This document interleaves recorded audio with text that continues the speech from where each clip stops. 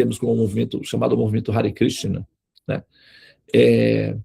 Esse movimento Hare Krishna não estava gravando? Começou agora. Apareceu para mim aqui que a gravação começou agora. Oi? Começou agora. Eu tá bom, tive que entrar com o outro, não consegui gravar com o meu. Tá bem.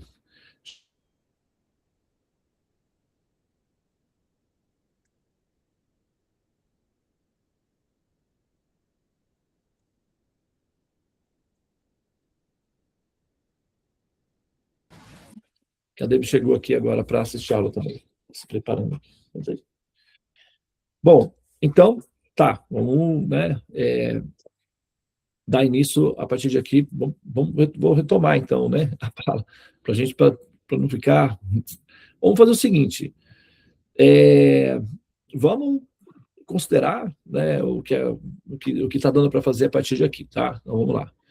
Basicamente, né, o que eu falei até aqui, basicamente, é que o sistema védico, ele tem uma pauta prevista para emancipar o pensador desde a fase embrionária, que é a fase neófita, até a fase master, que é quando ele se torna mestre, quando se torna guru ou professor da ciência, tá?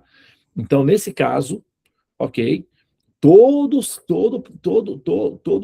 o trajeto que esse ser, esse pensador, essa pessoa faz durante todo esse mecanismo tem uma meta a ser alcançada de que essa pessoa domine o conhecimento védico, tá? Agora, vamos lá para frente, né? Para a fase em que a pessoa já entendeu a dignidade que esse conhecimento tem, a relevância que esse conhecimento tem, na medida em que ele foi passando pelo processo, ele foi amadurecendo e entendendo a importância que esse conhecimento tem, independentemente da capacidade que o mundo tem de ter essa percepção, tá? Esse pensador que consegue entender independentemente o valor que esse conhecimento tem e que ele, por si, ele não depende que haja uma grande infraestrutura para apoiá-lo nessa compreensão, ou seja, ele é capaz de compreender o valor que o conhecimento tem sozinho, sem que precise haver uma grande instituição ou um grande grupo, uma grande torcida para fortalecer essa pessoa. Lógico que na primeira fase, ter uma instituição e um grande grupo, uma grande torcida é fundamental. Ela é fundamental. Ela é importante para ajudar a pessoa a ir adiante. Mas espera-se que essa pessoa chegue a um ponto em que ela não precise mais desse apoio psicológico, emocional, essa terapia de grupo. Espera-se que esse pensador chegue a um ponto em que ele seja capaz de compreender o valor desse conhecimento por si só, independentemente de haver uma grande companhia de correlatos ou de parceiros ou de apoiadores para sustentar essa compreensão. É o que se chama de fé, né? Por isso que as pessoas de religião, elas têm, assim, tanta dificuldade quando um membro da religião, né, vira uma chamada ovelha desgarrada, ou se desgarra da religião, porque isso abala a fé da pessoa que tem que se manter na religião, né? Ou quando, por exemplo, quando uma pessoa falece, muitas vezes as demais ao redor sofrem muito mais, sofrem pela perda, naturalmente, pela saudade que fica, né?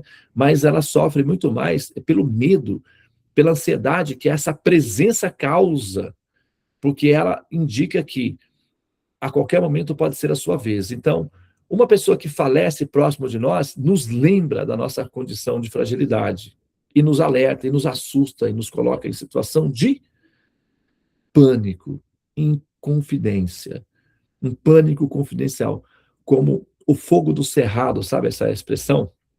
O cerrado é um local onde caem muitas folhas e ele chove pouco, então acumula muitas folhas.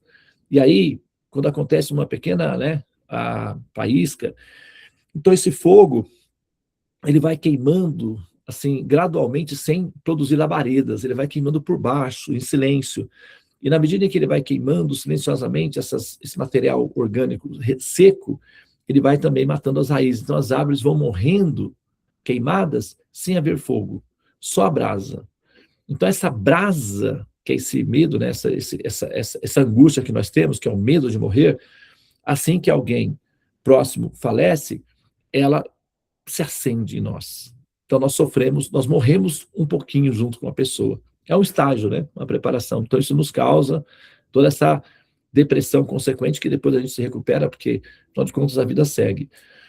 E da mesma forma, a fé também é algo parecido. Se alguém próximo, sabe, se abala na fé ou se fica desgarrado da fé, então essa pessoa que depende de um apoio de grupo para se sustentar dentro da estrutura também fica abalada, tá? Então, na verdade, espera-se que aquele que obtém conhecimento não tenha essa fragilidade em si, ou seja, ela é capaz de conviver com esse conhecimento sozinha, se for preciso, de uma fase adiante. E quando se chega nesse ponto, esses observadores, esses articuladores, esses pensadores, esses brahmanas, tá? Que são aqueles que conhecem, brahmana significa aqueles que conhecem o Brahman, o absoluto, né? A natureza da criação, o absoluto, o Brahman. Então, o brahmana, aquele que conhece o Brahman, ele então assume para si a responsabilidade de ensinar a outros a como também obter esse conhecimento. Então, ele se torna professor, mestre, ou guru. E o sistema védico depende que haja, não é, novos pensadores que assumam essa responsabilidade para levar adiante o projeto, que é a missão do conhecimento védico. E, como eu estava falando, o nosso mestre maior, o nosso mestre mor, que é o patrono, o fundador, a coluna dorsal do Vaishnavismo que nós praticamos, que é o Vaishnavismo estimulado por Sri Chaitanya Mahaprabhu, reformado, né, que é o Gaudiya Vaishnavismo, que é a nossa linha de defesa, de tese sobre a pessoa suprema, disse, né, de uma maneira muito pontual que ele fez a seguinte afirmação: não importa, né, se você é um homem, mulher, grihasta, sabe, negro, ou nascido na Índia ou não nascido na Índia, não importa qual seja a sua condição externa de nascimento. Porém, se por algum motivo você adquiriu conhecimento da ciência de Bhakti, que é a consciência de Krishna, se você tem consciência, compreensão dessa ciência, então a minha ordem, e não é um pedido, é uma ordem. E isso é uma questão de simpatia por entender a missão de Sri Chaitanya. É uma ordem dele. Tá? Então, a ordem que ele dá é a seguinte: você deve se tornar-se guru. Torna-te guru. O que significa torna-te professor. Ensina os demais a como aprender também. Não importa. Isso não significa, tornar-se um professor não significa que, naturalmente, essa pessoa já é superior às demais. Porque um aluno, eventualmente, pode superar o mestre. Há tantos casos na história.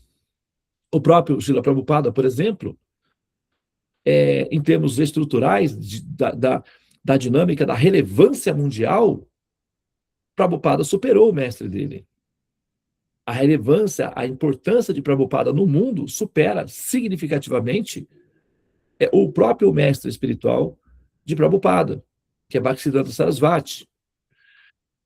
Bhaktisiddhanta Sarasvati superou imensamente a refulgência e a relevância do mestre espiritual dele, Gorakishora Das Babaji.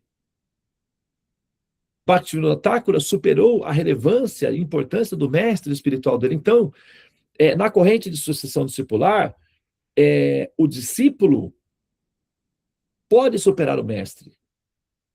Inclusive, é assim que funciona o progresso. É com discípulos que superam, que fazem, que acolhem a missão do mestre no coração e a expandem, que elas chegam até as pessoas que precisam desse conhecimento. Por exemplo, nós aqui, eu particularmente posso me colocar nessa situação, essa posição.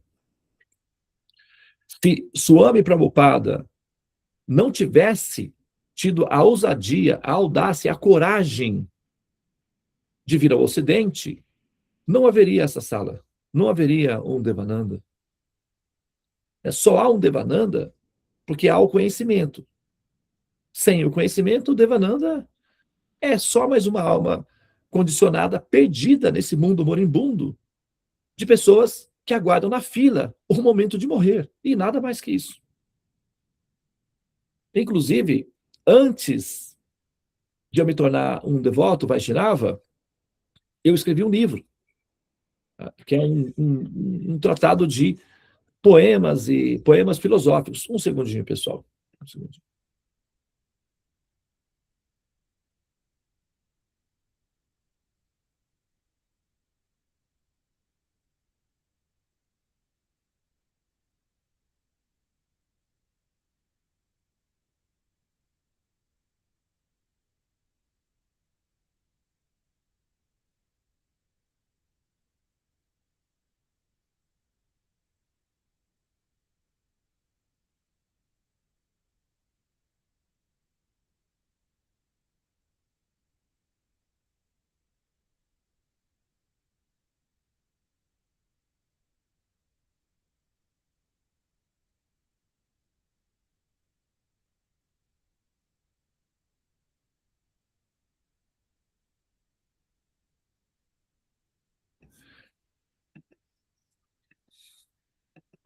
Tudo bem, pessoal. Seguindo aqui, tá? Entrou uma criança aqui na sala, a gente teve que se livrar dela. Mas olha só, como eu estava dizendo, antes de me tornar um seguidor védico, né, um participante védico, eu, eu escrevi um livro um compêndio de vários tratados filosóficos sintetizados, que eram poemas filosóficos, né? E na abertura do livro, na abertura da capa do livro, eu pessoalmente fiz o desenho, era um boneco, uma forma abstrata de uma mulher grávida, e dentro dessa mulher grávida havia outra mulher grávida, que havia outra, que é aquelas bonecas russas, né? E ia até o infinito, tá? E o poema dava na capa, que eu me lembro, eu fiz uma referência ao Vinícius de Moraes, né? Infinito enquanto dure. Então, eu coloquei da seguinte maneira: eu tinha 17 anos na época. De repente, não mais que de repente, tão pura e simplesmente, entre eu coloquei 5 bilhões, na época eu não tinha muito conhecimento, eu achava que era 5 bilhões de espermatozoides que, né, no processo da fecundação. Francamente, eu nem me lembro como foi que eu tive acesso a essa informação, né, de que havia essa quantidade de... Agora nós sabemos que são aproximadamente 500 milhões de espermatozoides, né, pequenas pessoinhas tentando uma vaga, mas na época lá eu coloquei 5 bilhões. Então, eu acho que eu confundi com a quantidade de pessoas que tinha no planeta, alguma coisa assim. Mas, enfim, eu coloquei 5 bilhões. Então, eu escrevi da seguinte maneira: de repente, né, pura e simplesmente, não mais que de repente, entre 5 bilhões de vidas lutando até a morte entre si, nasci. Brindemos, senhores, ao princípio e meio e fim. Brindemos a vida. Brindemos, sim. Então, e no verso principal do livro, chamava-se verso tétrico. E ele dizia o seguinte: a morte, tétrico vem de situações fúnebres, né? De sentimento fúnebre, de enfermidade fúnebre, de proeminência de morte, isso é tétrico. Então chamava-se verso tétrico. Então, o verso dizia o seguinte: a morte, por ser consequência de mim, e eu, por ser homem à beira da morte, anuncio o verso tétrico da minha essência, o fim. E é certo que ela virá de plena vida.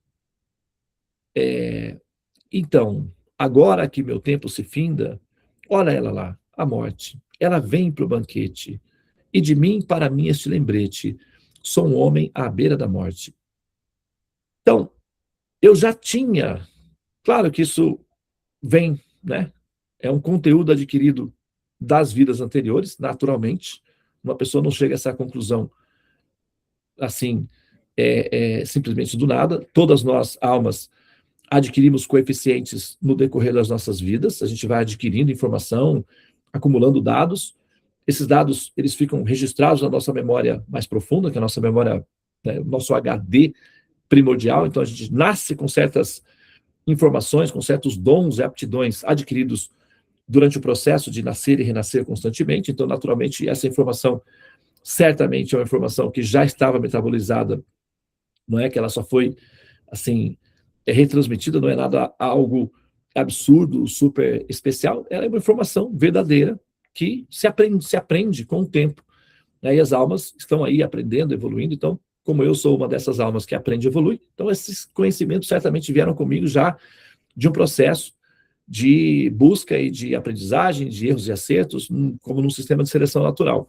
Mas eu já sabia que eu era uma pessoa que estava condenada, que eu ia morrer, como todas as demais, e isso seria, né, um fato inexorável do processo de existir. Mas aquilo me incomodava. Por quê? Para quê? Qual é a função disso? E, não sabe, ficar sem recursos financeiros, ficar sem dinheiro é uma sensação... Ai, é muito triste isso.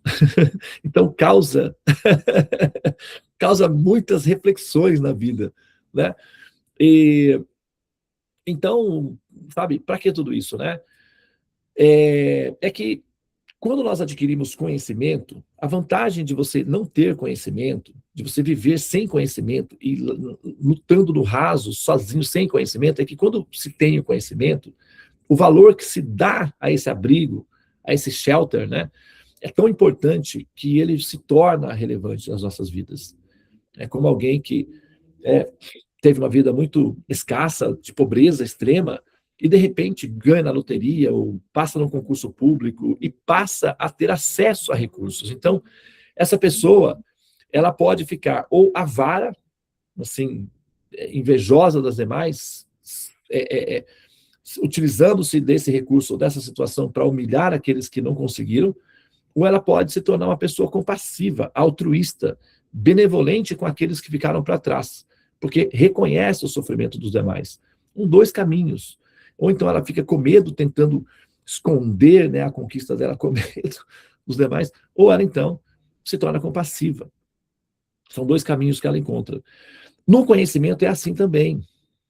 É assim também. Aqueles que adquirem conhecimento, eles podem ficar tanto egocêntricos, orgulhosos do conhecimento e se colocarem como seres especiais, iluminados, superiores aos demais, e viver essa fantasia autólatra de ilusão, se adorando a si mesmo, esquecendo-se que a ausência do conhecimento torna essa pessoa inútil e ridícula, como qualquer alma condicionada destinada a morrer novamente, e devido ao orgulho e à arrogância.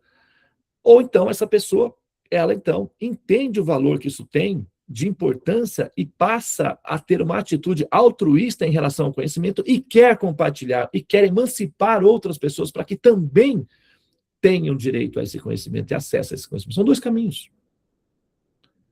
Ou a pessoa fica orgulhosa, e aí, por ser orgulhosa, também acaba, né, assim, sendo perniciosa ou prejudicial, por conta do conhecimento. Um conhecimento, uma faca de dois gumes que pode fazer com que a pessoa fique orgulhosa ou altruísta, generosa.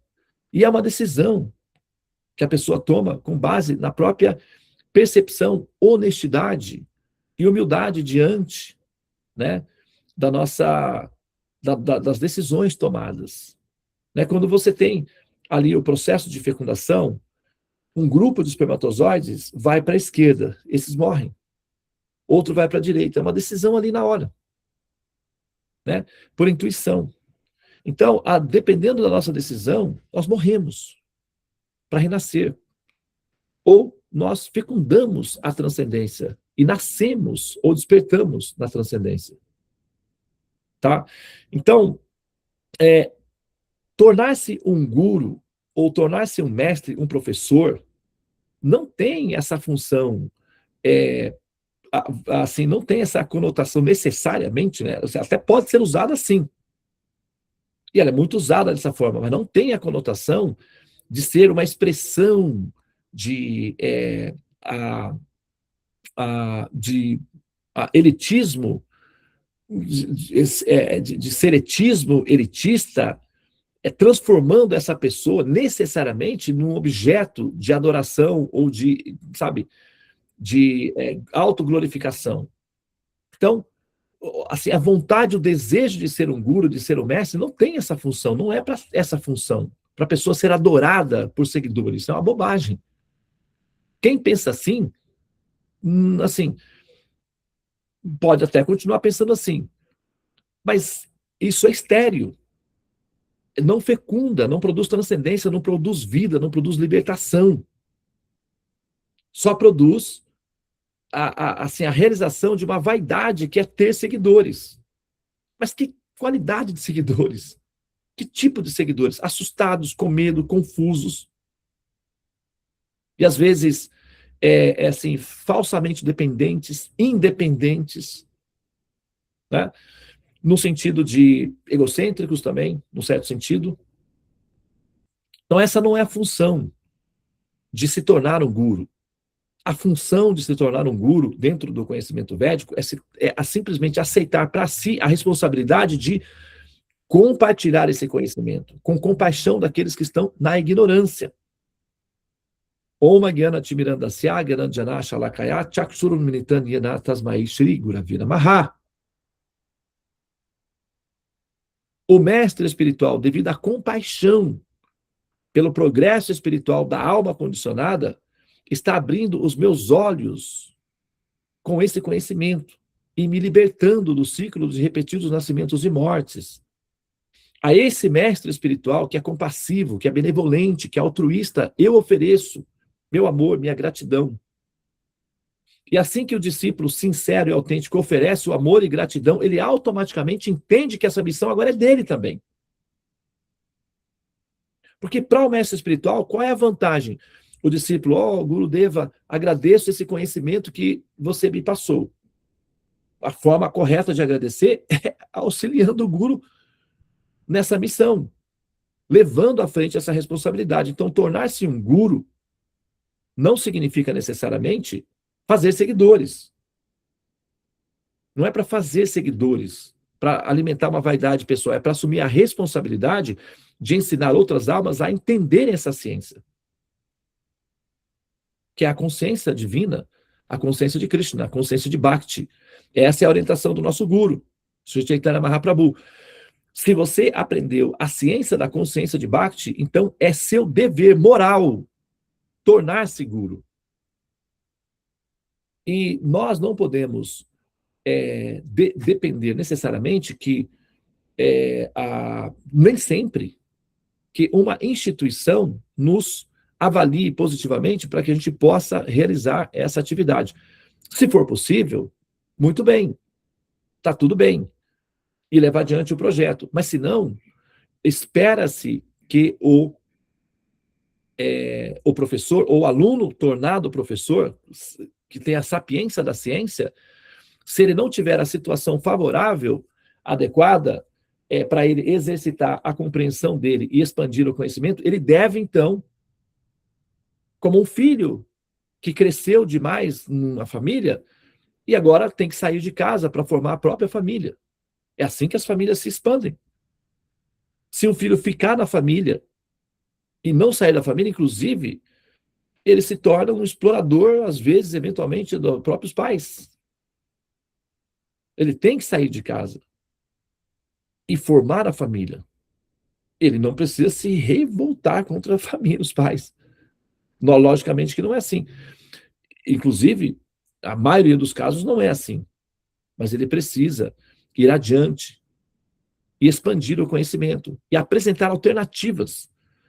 Então, as muitas alternativas para se aprender esse conhecimento não é um indício de que esse conhecimento não é válido.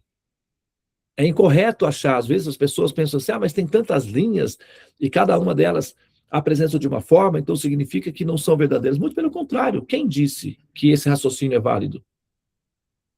Olha, imagina só uma situação, imagina que nós somos detetives da cena de um crime. E tem várias pessoas dando depoimentos sobre diferentes pontos de vista acerca de um crime. O que significa isso? Só significa que esse crime aconteceu. Porque tem várias testemunhas. Agora, cada testemunha está falando do que viu, do que percebeu. Cabe ao investigador montar o mosaico.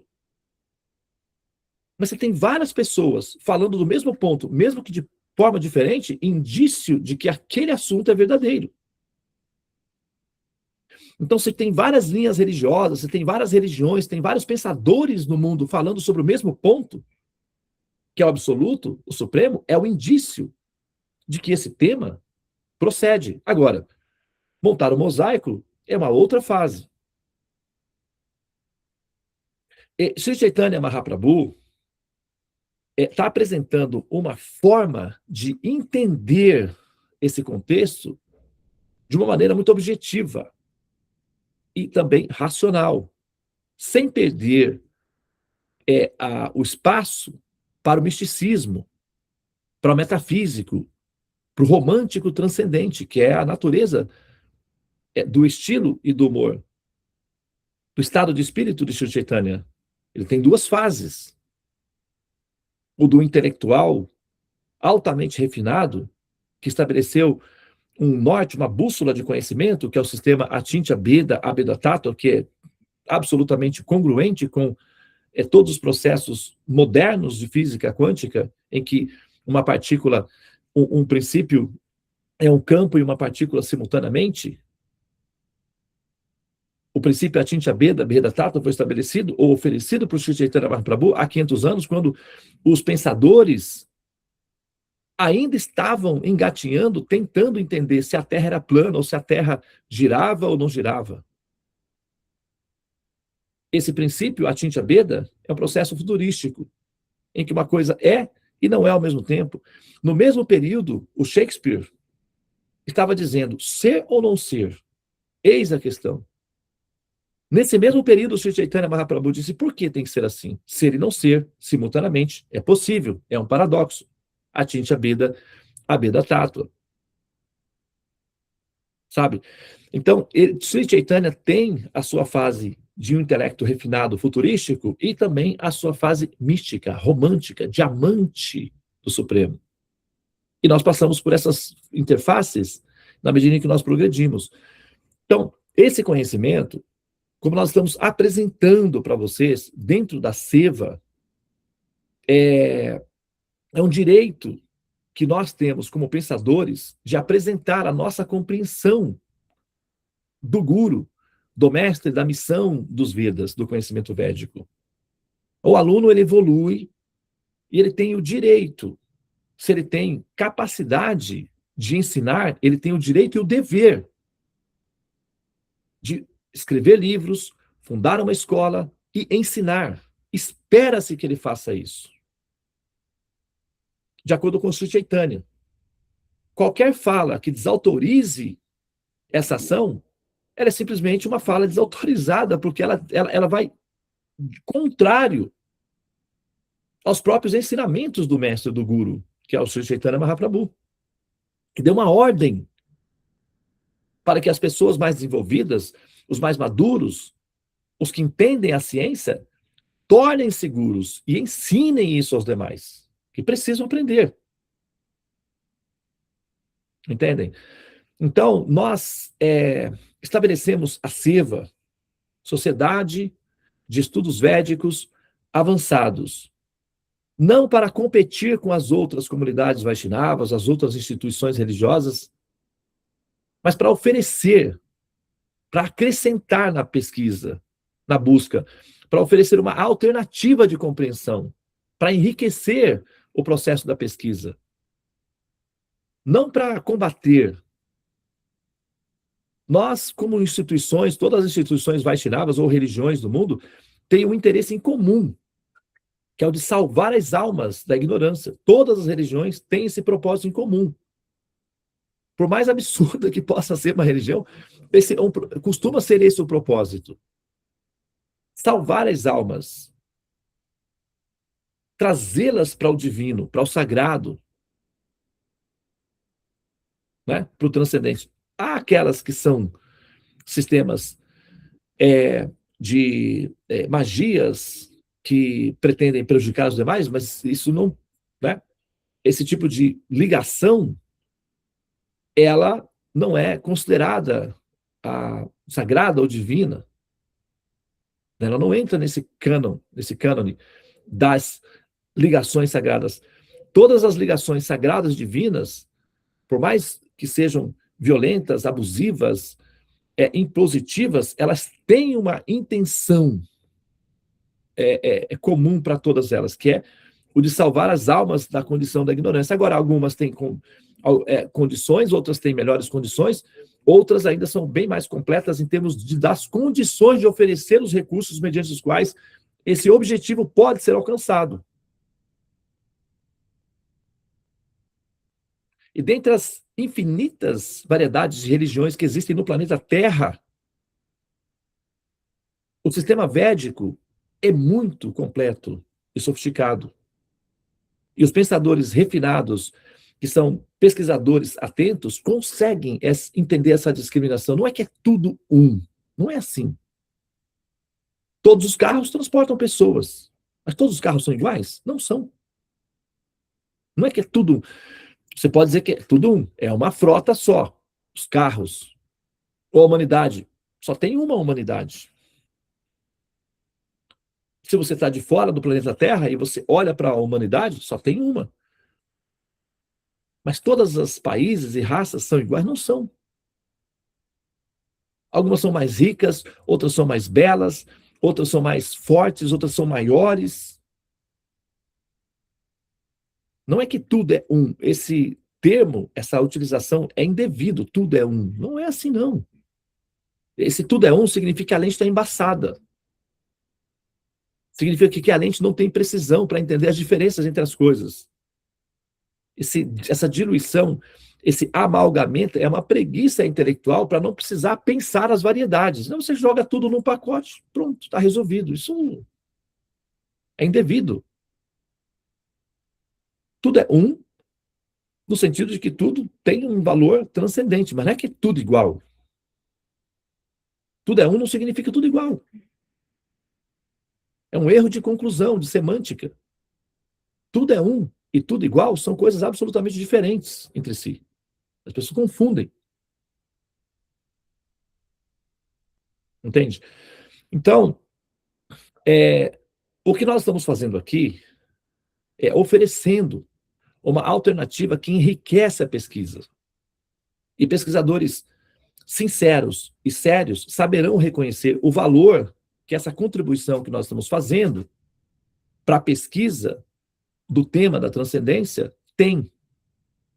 Talvez demore um pouco, mas, inevitavelmente, aqueles que são inteligentes e que se depararem com essa informação não vão fazer o quê? Vão dizer que vão negar? Aqueles que entenderam esse conhecimento conseguem negá-lo? Você consegue? Eu, por exemplo, eu não tenho a menor condição de negar esse conhecimento. A não sei que eu tenha, sei lá, um AVC, um Alzheimer, não sei. Aí pode até ser, mas aí é problema técnico do sistema de transistores operacionais, que é o biológico, que afeta a fase software, que não consegue realizar as operações. Aí tudo bem, bateu a cabeça, né? Um acidente. Mas em sãs condições, qualquer pessoa que adquire esse conhecimento não tem como simplesmente evitá-lo. Para fazer o quê? Entende? Então, uma pessoa sóbria, inteligente, um pesquisador da verdade absoluta, honestamente bem posicionado, querendo compreender o valor do conhecimento, em detrimento da adoração pessoal de si mesmo, em função de adquirir conhecimento, saberá que esse conhecimento ele é definitivo. E a nossa compreensão, a nossa cooperação, a nossa contribuição para o processo do conhecimento, ela é definitiva, porque ela permite com que aquele que assimile esses dados de informações se situe na plataforma de pessoa liberada. E essa não é uma fala minha, é uma autoridade proveniente do próprio Senhor Supremo, expressa nos Vedas, na Escritura Sagrada. É para isso que o conhecimento serve, para que a pessoa se libere. Então, por que seria um absurdo se a pessoa chegasse na fase de liberação? Para que serve todo o sistema educacional do governo? Para que a pessoa se torne um cientista, um PhD, um professor, um mestre das ciências, produza ciência, crie novas formas de solucionar os problemas da humanidade, ajude a progredir a humanidade. Para que serve o sistema educacional? Então, seria um absurdo a pessoa pensar a si mesma como um cientista, depois que ela adquire? Se alguém assina, qual é a sua profissão? Cientista. Ah, mas aí você está sendo muito orgulhoso. Ué, como assim? Então, para que serve todo o sistema de educação? Ah, você pode provar que é um cientista? Bom, vamos fazer algumas experiências. E se eu puder fazer algumas experiências que demonstram que eu sou um cientista? Serve? Então, uma pessoa liberada, ela tem condições de fazer demonstrações de que está nessa condição. Qual é a característica de uma pessoa liberada? Uma das características mais comuns de uma pessoa liberada é que ela é capaz de liberar outras pessoas. E aquela pessoa que se liberta percebe isso. E ela também se torna capaz de libertar outras, de maneira racional, de maneira coerente, bem fundamentada e segura. Tem uma propaganda que agora a Copa do Mundo ficou um pouco meio sem sal para nós aqui, para os brasileiros, né? Nós não vamos... Sábios são aqueles que não falam das suas tragédias do passado. Já superamos. Mas foi perguntado, vamos aproveitar agora a brincadeira, né, coletiva aí. Agora, foi perguntado, tem uma propaganda acho que de um jogador de futebol chamado Denilson. O meu nome civil é Adenilson. Ele é o Denilson. Ele foi campeão do mundo e tudo. E aí foi perguntado para ele o que faz um jogador de sucesso. Tem a propaganda aí na televisão. Ele responde: confiança. Um jogador que não tem confiança transmite insegurança. O time todo se prejudica. Um jogador confiante, mesmo que ele não jogue bem, a confiança dele inspira e anima os demais. Confiança é tudo. Agora, a pessoa não pode ter confiança se ela não vai entrar no campo para jogar futebol, se ela, na verdade, é um poeta. Tem confiança no que está fazendo, tem que ter alguma ciência, né? Tem algum conhecimento do que faz. É um jogador de futebol, aí tem confiança em jogar futebol. É um poeta, tem confiança em declamar poesia. Confiança. E confiança não é um dom que cai do céu, é uma consequência de um exercício longamente realizado. Então, falar com confiança nos assuntos transcendentes não é simplesmente um ato de arrogância ou de pretensão. É consequência de um caminho prolongado, exercitado previamente. Só assim se fala com confiança. Quem não fala com confiança é porque não fez o dever de casa corretamente. Ainda está fazendo. Aquele que tem dúvidas acerca do absoluto é porque não tem o conteúdo adquirido ainda, simplesmente. Confiança indica que o observador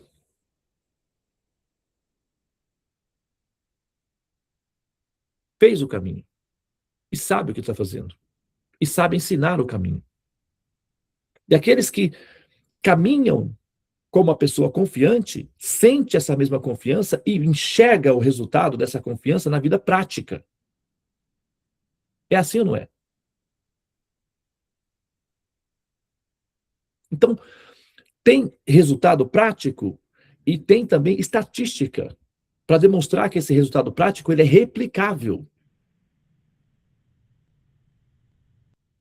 Ok? Então, esses cursos que nós estamos oferecendo para vocês não têm a função de formar uma religião, de convencê-los a serem seguidores. Nós estamos oferecendo a você uma oportunidade para que você entenda o que você está fazendo na existência. Ser seguidor, você pode ser de qualquer partido político, religião, time de futebol.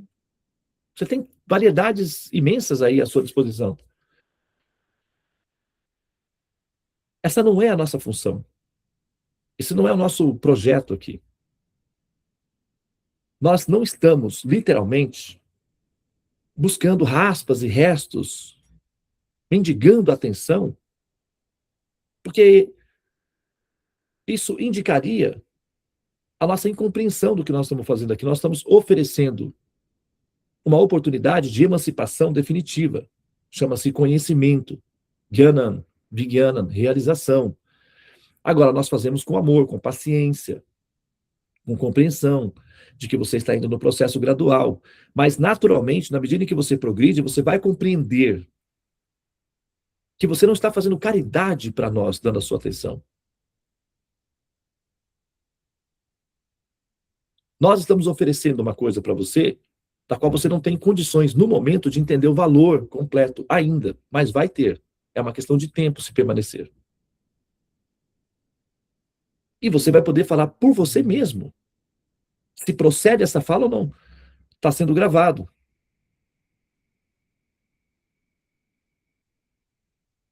Então, essa é uma oportunidade rara, de um conhecimento raro. E nós não dependemos que o mundo nos aplauda para que esse valor de raridade seja compreendido. Nós não precisamos que haja uma grande torcida ao redor, nos fortalecendo, para que nós tenhamos confiança nesse assunto. Não é necessário. O conhecimento por si só já produz essa confiança. Agora, se o mundo entender, bom para ele. Se ele não entender, nós não dependemos de que ele entenda. Só apenas que aqueles que querem entender o entendam. O conhecimento tem valor por si só. Ele não depende de que o mundo o entenda. O conhecimento é independente das almas condicionadas. Ele é para o benefício delas. E uma alma atenta e inteligente saberá disso. Conhecereis a verdade. A verdade vos libertará. Esse é o valor. Então, vocês... a Seva é uma escola dedicada ao cultivo e à propagação do conhecimento védico, como há muitas outras escolas que fazem a mesma coisa. Mas não de forma igual. A mesma coisa não significa igual. Tá? Então você vai entender que a solução que nós estamos apresentando, ela é definitiva. Ela não é um laboratório de fé. Não é um exercício de religião para te ocupar terapeuticamente com a sensação de que você está fazendo a coisa certa, rezando direitinho para que a sua alma seja salva. Não, isso daí você já tem. Tem muitas religiões para te oferecer esse produto. Você não precisa de nós para isso. O que nós temos é uma solução definitiva. E você será capaz de compreender isso, não apenas de compreender, mas também será capaz de ensinar para que outros também possam compreendê-lo com razão. Não apenas com fé. A fé é um artigo relativo. Ele é primitivo no sentido de que é fundamental a fé para germinar a semente, mas ela não tem sustentabilidade para manter uma árvore completa em pé. Conhecimento sustenta essa árvore. A fé apenas germina a semente. Conhecereis a verdade. E a verdade vos libertará. É o conhecimento que liberta. E não a fé.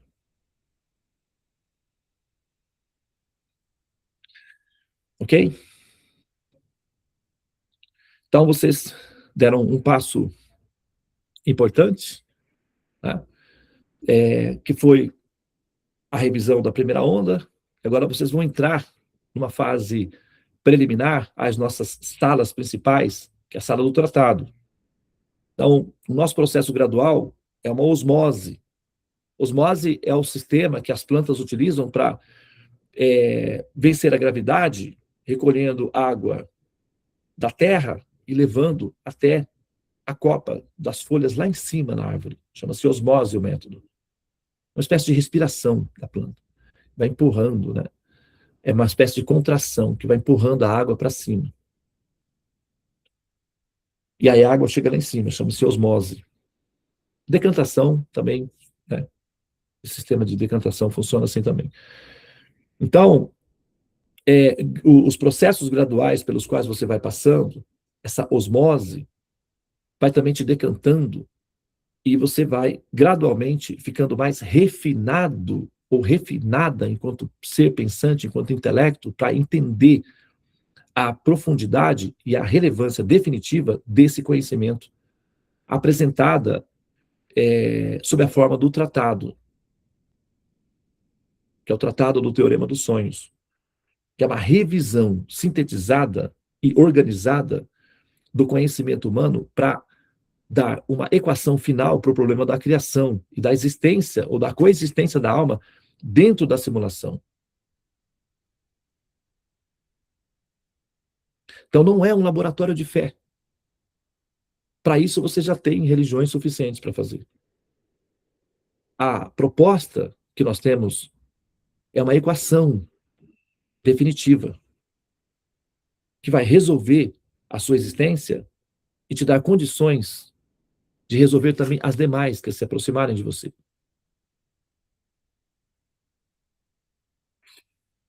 Infelizmente, eu não posso garantir que isso vai eliminar os boletos que vão chegar na sua casa. Isso não dá para resolver. Vai continuar, tá? Ah, vai. E, bom, o Brasil perdeu e a gente tem que continuar a vida. Então, esses pequenos problemas que causam o estresse da nossa vida do dia a dia já são suficientes para a gente ter terapia ocupacional por um bom tempo. Então, nós não precisamos das dúvidas existenciais. Essas têm que ser eliminadas com conhecimento. A gente já tem um corpo frágil que adoece com frequência. Nós temos contas para pagar, cheias de interferências do governo para poder explorar as nossas atividades. Nós já temos problemas demais, práticos, técnicos, que têm que ser resolvidos. Os problemas conceituais e existenciais são um peso desnecessário que a gente tem que eliminar com conhecimento. E dessa vez vai dar certo. Só fica para você conhecer a ciência dos dados por detrás desse conhecimento. E você verá. Porque assim, quem viver verá que não foi em vão. Né? E aí, muito amor no coração. Está na pauta. Ok? Muito bem, então eu vou pausar aqui, tá? Muito obrigado pela atenção de vocês, parabéns, tá? Olha só, a comparação que nós fazemos com a fecundação humana, né? Então você tem aí milhares de espermatozoides que saem, alguns que passam na primeira fase e vai sendo raleado gradualmente no tempo. A minha sugestão para vocês, como aprendizes, sejam insistentes, valentes, permaneçam, continuem. Diferente do sistema de fecundação, não há apenas um óvulo a ser fecundado. Cada uma de nós tem um óvulo para ser fecundado. Então você não vai precisar que os outros sejam eliminados para que você consiga. Os outros conseguem, você também. Você tem o seu óvulo a ser fecundado. A transcendência é o óvulo que deve ser fecundado pela sua inteligência purificada. Insista, seja valente, resiliente, humilde, determinado, corajosa. Vai adiante, explore, exija explicações. Pressione os professores para que eles deem explicações sobre as suas perguntas mais impossíveis. Você tem direito. Qualquer mestre que se apresente diante de você se apresentando como representante do Senhor Supremo, dos conhecimentos, você tem direito de pressioná-los com perguntas objetivas. Se houver dúvidas, é porque simplesmente eles não sabem. E se você insistir, também não saberá, assim como eles. Então, seja sempre gentil. Minha mãe me ensinou, eu acho que todos nós sabemos disso, não se cospe num prato que se come. Tenha gratidão por todos aqueles que oferecem conhecimentos, porque às vezes eles estão fazendo o melhor que podem com o pouco que têm. Então, tenha gratidão no seu coração. Tenha respeito por aqueles que se esforçam, por mais que eles não consigam oferecer as suas respostas. Seja gentil, tenha coragem e acredite em contos de fadas, porque eles se realizam. Conhecimento. Ok? Muito bem. Então, eu vou pausar aqui, tá? Lembrando que os contos de fadas estão disponíveis para aqueles que chegam na fase do Krishna Lila, tá? E aí é um assunto mais interno, mas no futuro vocês saberão, tá bem? Muito bem. Eu acho que nós cumprimos aqui, né, a nossa missão por hoje. Vou passar a palavra para as professoras, se quiserem fazer algum comentário, alguma observação, aos alunos que quiserem também.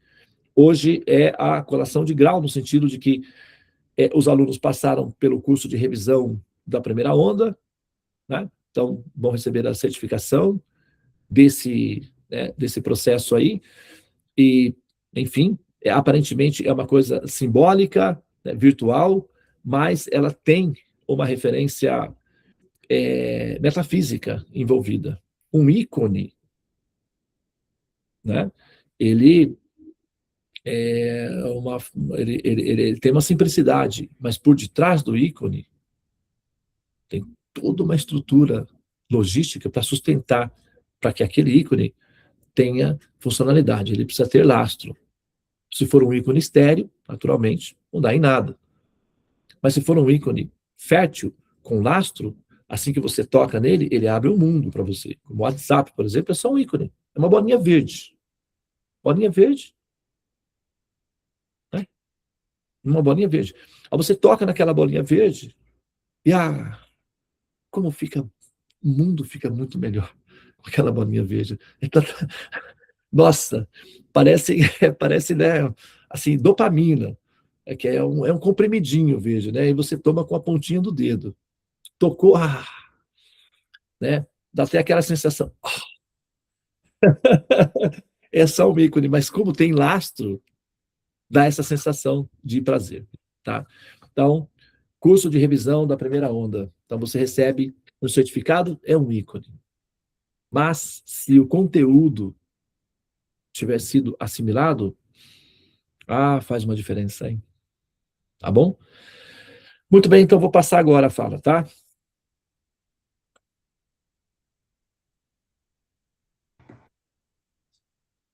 Bom, obrigada, Prabhu. A gente estava, né, antes de entrar, a gente estava explicando mais ou menos como é que vai ser o mecanismo, né, do curso, e nós vamos colocar isso tudo por escrito no próprio grupo da Tríade. A gente já vai mandar o material no início da semana, aquilo tudo que foi explicado, né? E vai estar tudo escrito lá, definidinho, certinho. E nós vamos fazer de 6 às 7 o sadhana, no link dos buscadores, e de 7 às 8h45, 8h30, não, às 7h45, às 8 horas, entre esse período, uma aula de meia hora a 1 hora de aula, falando sobre aquele tema tratado nos vídeos que a gente já enviou. Então, vai ser mais ou menos isso. Vocês vão receber o material e a gente vai esmiuçando ele ao longo da semana, tá? E a gente vai explicar tudo. Tá bom? Olha só, pessoal. A, a nossa professora, a Rosa e a Brenda, alguns outros professores que estão assim mais...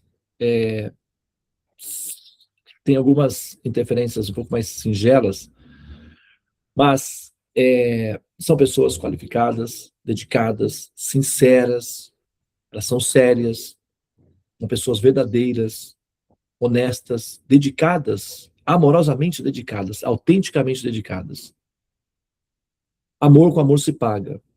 Essas pessoas fazem o que fazem por puro idealismo e amor aos conhecimentos. Então, ofereçam atenção. Atenção é amor. Então, dediquem-se. Né? Aqui está a Devi também, né? Presente, como uma das professoras, dedicadíssima, completamente devotada a esses conhecimentos. Então, são pessoas que merecem respeito, porque são pessoas que merecem esse respeito. Eu convivo com elas e posso dizer para vocês, perante, assim, com toda a honestidade do meu coração, que essas pessoas, elas são autênticas, sinceras, verdadeiras. Então, vocês têm um excelente karma, um muito bom karma de ter essas pessoas como professores, orientadores. Valorizem esse presente. Nós temos uma política no nosso clã, na nossa egrégora, de nós não cobrarmos pelos cursos que nós damos. Isso também nos dá o direito de selecionarmos para quem nós queremos oferecer o conhecimento. E aqueles que se dedicam, que oferecem atenção, que oferecem amor, são os que são acolhidos. Então, ofereça sua atenção, ofereça seu amor, ofereça a sua dedicação da mesma proporção em que elas estão oferecendo o tempo delas. Elas estão fazendo isso não porque elas são carentes, elas são pessoas muito bem resolvidas. Elas fazem isso porque amam o conhecimento, amam o prazer de aprender, de evoluir e de melhorar a humanidade. Então, vocês estão diante de pessoas dignas, que merecem respeito. Ofereçam essa consideração que vocês estarão retribuindo de maneira digna a dignidade com a qual vocês estão sendo tratados. Ok? Peço a vocês, de coração, que considerem isso em seus corações. Ok? Muito bem. Então, nós vamos pausar aqui, né? Devi, você gostaria de comentar alguma coisa? Pode falar. Olá. Não, pode você manter fechado o seu, que vai sair aqui. Oi, pessoal, boa noite, namastê. Eu estou muito feliz de ter a oportunidade de acompanhar alguns de vocês nessa jornada maravilhosa do conhecimento védico, que me transformou tanto que eu tenho um desejo imenso de poder transmiti-lo na minha capacidade para frente, para que esse trem aí continue espalhando felicidade e sabedoria na humanidade. Hare Krishna. Ok. Muito bem, então. Alguém mais quer fazer algum pronunciamento?